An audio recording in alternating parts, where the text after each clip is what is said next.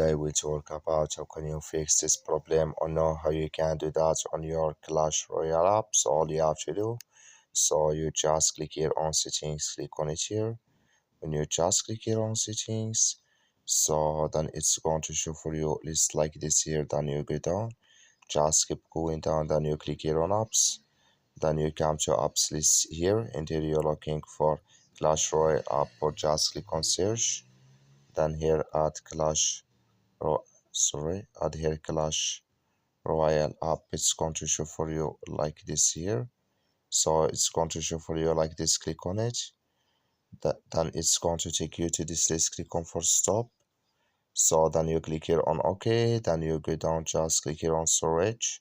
Come to storage list here, just click on clear cache. Then all you have to do, so you just restart your phone, install it again, then it's going to work with you.